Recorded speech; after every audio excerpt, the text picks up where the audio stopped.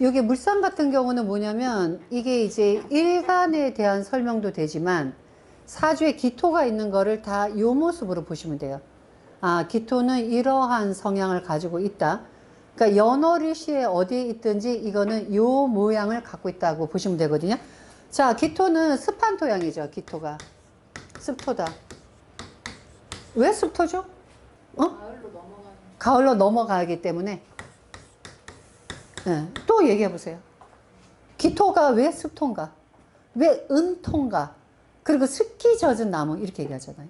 그래서 이거를 지금 공부할 때 여러분이 어떻게 하셔야 되냐면 공부할 때 이 기토라는 거를 생각하면서 얘가 어떤 모양이겠구나를 내가 이게 연상이 돼야 돼요. 그래야지 사주에다 여기다 내가 접목을 시키거든요. 그래서 여기 이런 모습이었을 때 어떤 조건이 여기서 추가가 돼야지만이 이 기토가 값어치 있는 애가 되는가. 그래서 여기에서 구조가 뭐냐면 얘 기토가 그냥 기토 하나로 생긴 애가 아니라 이 말이에요. 그러니까 기토가 여러분이 이거를 사주를 명확하게 하시려면은 그 전에 너는 뭐였고 그 다음에 너는 무엇이 되냐를 생각해야 돼요. 기토 전에 너는 어떤 애였고 지금 이 모습이 앞으로 어떻게 갈 거니. 그래서 우리가 왜 저거 타로 보면 뭐 봐요? 타로 쫙 깔면 뭐 봐요? 여러분이 가장 쉽게. 세 개 보면 과연미잖아. 기토도 과연미야. 그 기토의 과연미가 뭐예요? 그 전에는 얘가 무토였었고 그 다음에 경금으로 넘어가는 중간에 얘가 현재 얘인데 얘는 이 모습에 지나서 이 모습으로 갈래라는 얘기지. 항상 모든 사주를 그렇게 봐야 돼요. 그래서 그렇게 봐야지만 얘 모습이 보여요. 그럼 얘는 뭐예요? 지금 현재 기토라는 것은 과거에는 무토였어. 그죠? 과거에 무토인데 이게 흙이잖아. 땅이잖아. 그러면 과거에 얘는 또 누구였냐 이거지. 과거에 얘 무토는 정화에서 온 애라는 거지. 그러면 무토라는 거는 과거에 정화에서부터 힘을 받아내니까 얘는 뭐예요? 흙인데 불이 들어가 있는데 이 불은 뭐야? 열기잖아. 병화태양이 아니라. 응? 열기가 들어가다 보니까 뭐예요? 땅이 딱딱해지죠. 딱딱해지다 보니까 흙이라는 게 딱딱하면 쌓을 수가 있잖아. 그래서 쌓아진 애가 뭐예요? 무토산이 되는 거지. 근데 이게 시간이 지나면 뭐예요? 산이 깎일 거 아니야. 자, 산이 깎여지면서 그 다음 뭐예요? 이 경금으로 가을로 넘어가잖아요. 그죠? 그럼 얘는 지난 거야. 미래는 얘야. 그러니까 얘는 누구한테 가까우냐? 얘한테 가까운 거죠. 가을엔 서리가 내리잖아. 그래서 기토에는 마치 축축한 기운이 들어가 있는 토양이 되니까 이때 나무 킬 수 있다라고 보시면 안 돼요. 기토의 조건은 분명히 화가 없으면 절대 나무 못 키워요. 왜? 이제는 차가운 기운이 들어가기 때문에 그냥 여기가 습기가 있어 나무가 잘 자라요가 아니라 습기가 있고 이제는 가을이 되기 때문에 열기가 없으면 나무가 안 자라는 흙입니다예요. 그래서 여기는 기토는 가장 중요한 것이 화가 있어야지만 자기 역할을 해요. 그거를 여러분이 이렇게 넘어가면서 이치를 하면 안 외워도 되잖아. 근데 이거를 여러분이 이렇게 돌아가면서 이거를 이 원리를 자꾸만 설명하고 그거를 이해하고 자녀부터 느끼잖아요. 그래서 제가 여행을 가면서는요, 자연을 보면서 역학하고 무지 닮은 부분을 많이 느껴요. 그 저기 보면서 왜 산이 있잖아. 그럼 지나가면서 이렇게 시간이 지나면서 점점점 나지. 아, 저게 기토구나. 응? 그 기토가 되고 그 다음에 얘는 이게 뭐예요? 우리가 봄, 여름 그 다음에 여기서 딱 잘라지잖아. 그 다음에 기경신 인구의 가을 겨울로 넘어가죠. 그죠? 그러니까 이제 기토는 어떤 애냐? 봄, 여름과 가을, 겨울을 연결시켜주는 애죠. 그래서 사주에서 이 기토가 중개 역할을 해주는 거야. 봄과 여름에서 뜸들이는 시간이 기토라는 거야. 그래서 왜? 지금 이렇게 경금이 열매잖아요. 그죠? 열매가 맺어지기 전에 익는 시간이 필요하잖아. 그래서 그 익는 시간이 기토야. 그래서 기토는 뭐예요? 참을성, 인내심. 그래서 기토 일간들이 대체적으로 말을 안 하고 꾹 참는데 그 속을 모르는 거야. 참는 게 좋으냐 나쁘냐가 아니라 참는데 그거를 바깥으로 발산을 잘 안 하기 때문에 속을 알 수가 없는 거예요. 속을 알 수가 없으니까 뭐예요? 많은 거를 저장할 수가 있는 거야. 그래서 기토가 사주 구조가 좋잖아요. 크게 이루는 사람도 되는 거야. 근데 만약에 얘가 기토가 이러한 성질을 가지고 있지만 얘가 곡식을 심을 수 없어. 많은 걸 저장하지 않아. 그럼 뭐가 돼요? 낮은 흙이 돼버리는 거야. 예, 기토는 낮죠? 그럼 뭐야? 아래로 깔아볼 거 아니야. 그래서 무토는 우러러보고 기토는 깔볼 수 있는 그런 토양의 성질도 있다는 거죠. 그래서 기토가 사주 구조가 나쁘잖아요? 사람이 업신 여긴다고. 그래서 기토는 구조가 좋잖아요? 그럼 극과 극이지. 그러면 엄청나게 많은 걸 키워내. 그죠? 걔 땅이라는 거 수많은 걸 다 키워내잖아. 근데 얘가 쓸모없는 땅이잖아. 아무 쓰잘적이 없어. 근데 어떨 때 이게 강남 땅이 되고 어떨 때 나대지가 되는가가 바로 여기서 기토의 성향하고 기토의 성분을 보고 아 얘는 강남 땅이다 쟤는 나대지 땅이다를 우리가 공부하는 겁니다.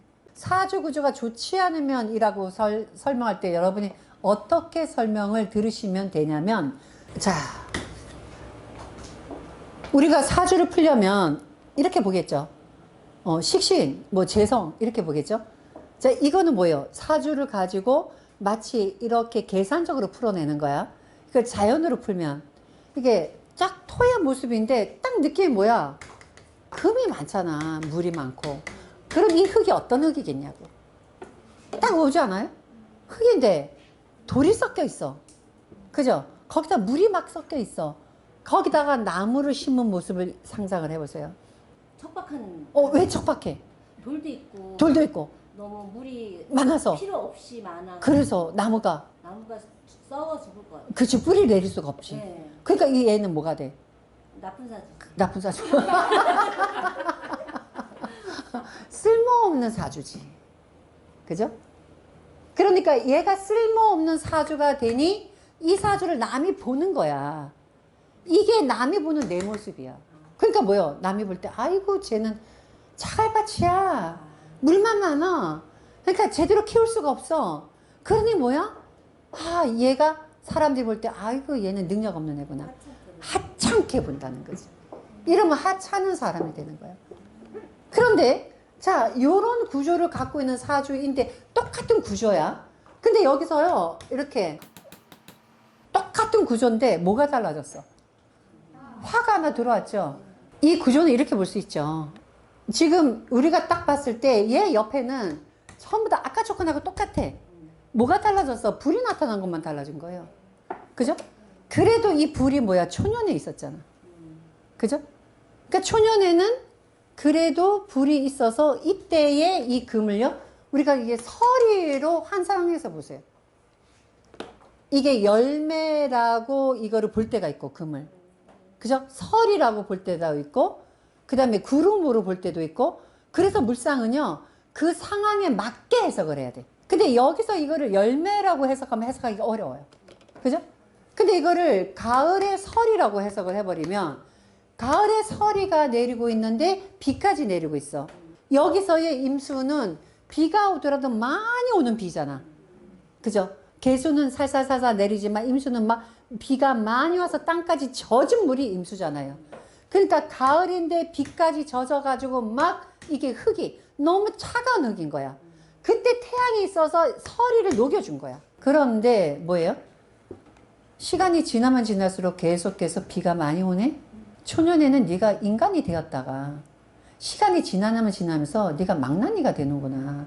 그 망나니가 무엇 때문에? 물 때문에. 이 물이 뭐야? 여자 돈 때문에. 그때 이거들 가대 통변하는 거죠. 그죠? 근데 이거 똑같은 구조라도 이렇게 되면 또 다르죠. 이렇게 되면. 그죠? 말년에 좋아. 맞아. 이렇게 되면 이 사주 뭐야? 초년에는 가을인데 비 내리고 태양도 없고 토양이 아무짝에 쓸 데가 없다가 말년에 인간이 되는 거야. 그러니까 사주는 딱 뭐예요? 우리가 소위 말하는 대운을 보기 전에 사주에서 이미 초년, 중년, 말년이 다 나타나 있다고. 이거를 볼 줄 알면 나머지는 여기다 대입하는 거지 대운이 중요한 게 아니에요. 이거 깨우치기만 해도 역학이 훨씬 발달해요. 그러니까 원국에 이미 사주 그릇이 다 되어 있어. 그리고 운은요, 그 그릇이 움직이는 것 뿐이야. 대운이 지나가 버리면 쓸 수가 없더라고요. 그러니까 이제 그거의 문제인데, 원국이 좋다는 거는 그 사람이 원국이 좋기 때문에 반드시 출세한다는 얘기는 아니에요. 그런데 이거예요. 대운에 원국이 나쁘면 아무리 좋은 대운을 만나도 그 발전이 거기서 멈춰요. 만약에 이런 거죠. 내가 여기서 사장사주가 있고, 전무사주가 있고, 과장사주가 있고, 수의사주가 있다 이 말이에요. 이 사주는 정해졌다 이 말이에요. 근데 사장사주로 태어난 사람이 거지가 될 수는 있어. 근데 사장까지는 올라갈 수 있어요. 근데 만약에 내가 수의사주로 태어나잖아요. 이 사람은 아무리 운이 좋아도 이 사람이 과장이 되거나 전무는 안 돼요. 그러니까 이게 이제 맨 처음에 공부할 때 가장 어려운 거예요. 이거 인정하기가. 근데 상담으로 막상 딱 들어가잖아요. 대우는 기가 막히게 좋아. 원국이 작잖아요. 고만고만 살아요. 고만고만. 근데 왜 우리가 사주에서 대운이 중요하다고 말을 하냐면, 고만고만 사는 거를 우리는 잘 산다고 보는 거예요. 역학에서는 출세하고 성공하고 돈 많은 걸 잘 산다고 본 게 아니라, 얼마나 그냥 건강하게 뭐 자식하고 행복하게 고만고만 사는 삶을 잘 산다고 본 거예요. 출세하고 성공한 사람 사주가요, 일반적으로 보잖아요. 진짜 있잖아요. 험악한 사주 많습니다. 막 살성 많고요. 막 이 사주가 도대체 쓸 수 없는 사주 많아요. 그 사람이 운을 만나죠. 그런데 뭐예요? 그 사주가 적어도 사장이 될 사주인 거야. 근데 아주 험악해. 험악해도 사장 돼요. 그런데 그 사람은 험악해. 근데 남들은 뭐예요? 와, 출세했대요. 그래서 의외로 우리가 출세하고 성공한 사주 보잖아요. 일반인들이 볼 때는 아주 이상한 사주 많아요.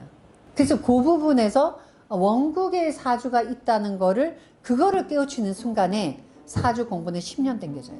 실전에서 나타나요.